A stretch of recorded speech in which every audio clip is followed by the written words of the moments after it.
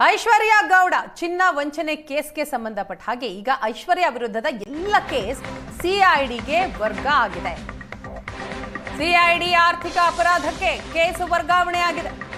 Case ತನಿಖೆ ನಡೆಸಿದ್ದಂತಹ ACP Bharat Reddy ಪ್ರಕರಣದ ಮುಂದಿನ ತನಿಖೆ ಇನ್ನು ಮುಂದೆ ಸಿಐಡಿ ಹೆಗಲಿಗೆ.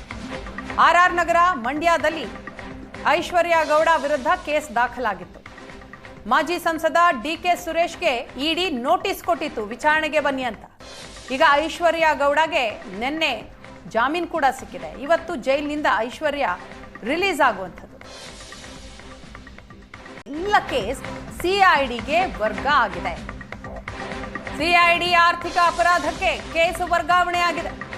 ಕೇಸ್ ತನಿಖೆ ನಡೆಸಿದ್ದಂತಹ ಎಸಿಪಿ ಭರತ್ ರೆಡ್ಡಿ ಪ್ರಕರಣದ ಮುಂದಿನ ತನಿಖೆ ಇನ್ನು ಮುಂದೆ ಸಿಐಡಿ ಹೆಗಲಿಗೆ. ಆರ್ಆರ್ ನಗರ ಮಂಡ್ಯದಲ್ಲಿ ಐಶ್ವರ್ಯ ಗೌಡ ವಿರುದ್ಧ ಕೇಸ್ ದಾಖಲಾಗಿತ್ತು. ಮಾಜಿ ಸಂಸದ ಡಿಕೆ ಸುರೇಶ್ಗೆ ಇಡಿ ನೋಟಿಸ್ ಕೊಟ್ಟಿತ್ತು, ವಿಚಾರಣೆಗೆ ಬನ್ನಿ ಅಂತ.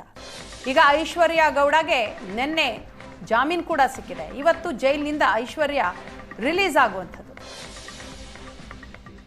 ಎಲ್ಲ ಕೇಸ್ ಸಿಐಡಿಗೆ ವರ್ಗ ಆಗಿದೆ. ಸಿಐಡಿ ಆರ್ಥಿಕ ಅಪರಾಧಕ್ಕೆ ಕೇಸ್ ವರ್ಗಾವಣೆ ಆಗಿದೆ. ಕೇಸ್ ತನಿಖೆ ನಡೆಸಿದ್ದಂತಹ ಎಸಿಪಿ ಭರತ್ ರೆಡ್ಡಿ ಪ್ರಕರಣದ ಮುಂದಿನ ತನಿಖೆ ಇನ್ನು ಮುಂದೆ ಸಿಐಡಿ ಹೆಗಲಿಗೆ. ಆರ್ಆರ್ ನಗರ ಮಂಡ್ಯದಲ್ಲಿ ಐಶ್ವರ್ಯ ಗೌಡ ವಿರುದ್ಧ ಕೇಸ್ ದಾಖಲಾಗಿತ್ತು. ಮಾಜಿ ಸಂಸದ ಡಿಕೆ ಸುರೇಶ್ಗೆ ಇಡಿ ನೋಟಿಸ್ ಕೊಟ್ಟಿತ್ತು, ವಿಚಾರಣೆಗೆ ಬನ್ನಿ ಅಂತ.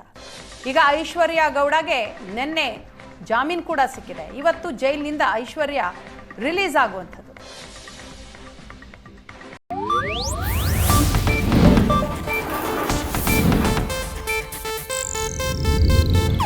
ಇದು ಏಷ್ಯಾನೆಟ್ ನ್ಯೂಸ್ ನೆಟ್ವರ್ಕ್ ಪ್ರಸ್ತುತಿ.